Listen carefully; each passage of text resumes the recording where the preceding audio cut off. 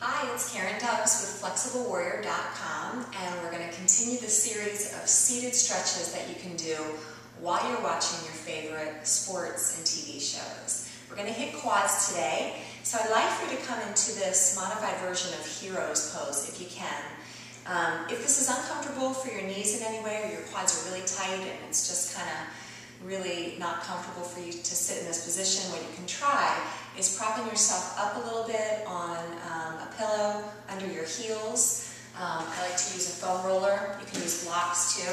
And the way it looks, I'll turn to the side, is you set it over top of the ankles and underneath the sitting bones, and that gives you a little bit more space so it's not so challenging on your quads. Make sure, as always, you're sitting up tall and you're not rounding the spine. Okay, so you can sit like that for a couple breath cycles.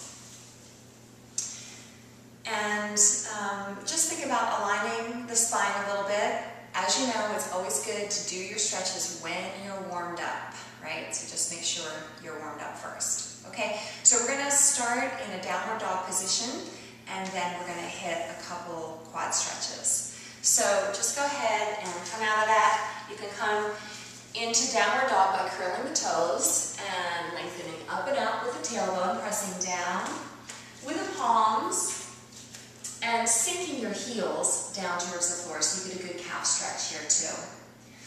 If you're on the carpet, you might be a little slippery, so it's nice if you have a yoga mat.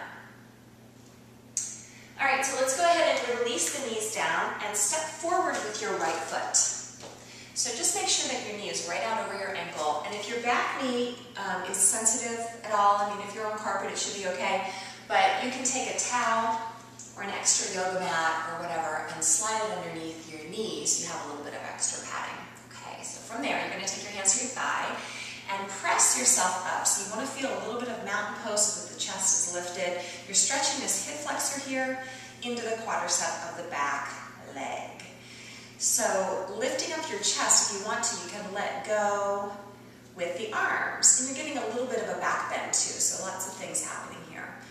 So the breath is in and out through the nose, and as always, you hear me say this in all of those segments, 5 breath cycles would be ideal, at least. So you can do a few more breath cycles if that's comfortable for you and you have the time. Let's take one more breath. So really reach up with the fingertips, sink the hips down a little bit more, just to the edge of your stretch, and then go ahead and come out of it.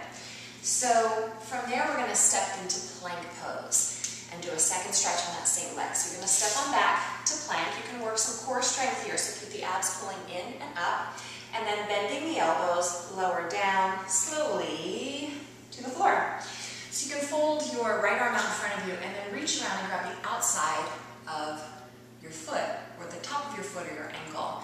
So this is a half bow pose. You can relax your forehead down here onto your wrist or your forearm, or you can stay up and press with the forearm and lift the chest. You're going to kick that top foot into your hand a little bit, and you will definitely feel the stretch intensify. If it's too much, then you want to back out of it, release the head and the neck, shoulders down, and just kind of gently pull the heel towards the glute. Let's release out of that, slide your hands under your shoulders, push back into your downward dog, and then step forward again, same foot, repeating the stretch that we did earlier. So back knee comes down, again sliding that towel or whatever underneath the back knee if you need to. Sink the hips low. I'm just going to offer you a little modification if you feel like you can do more. If not, stay where you are. If you're feeling like you could do more, you're going to pick your back foot up. I'll turn to the side a little bit. You'll pick your back foot up like this, reach around and grab the inside of your foot so that you can put your thumb right over your big toe.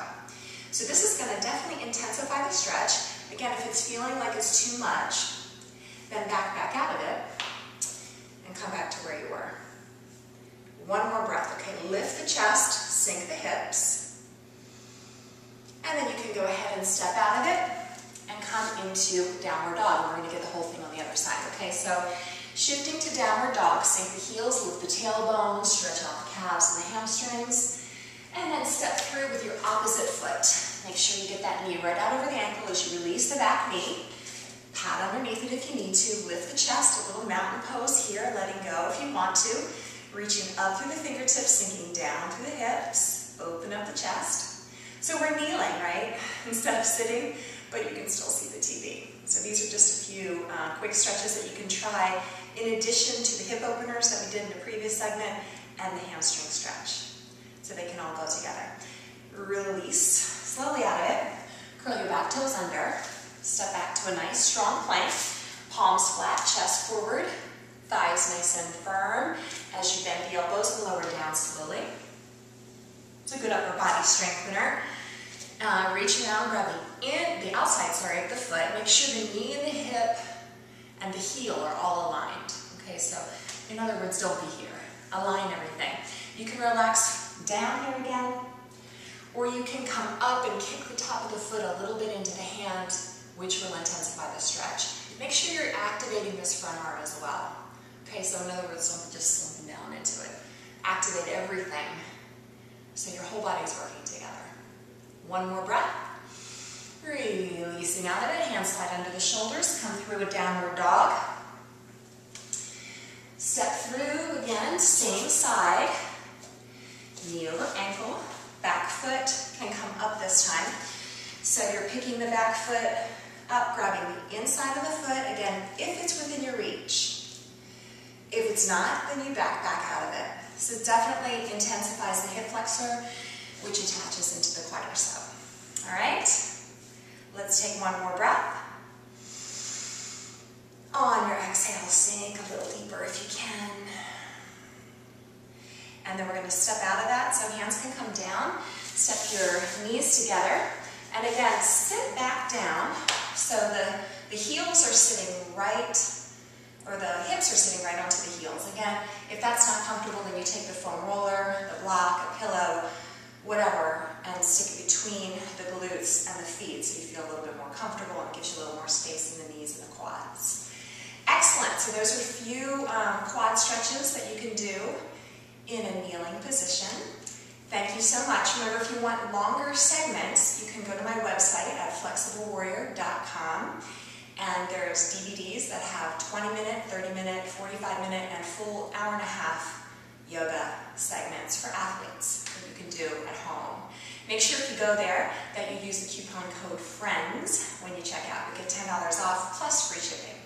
Thank you so much for your energy. I hope you're stretching your potential and on a regular basis joining me to stretch. Thanks.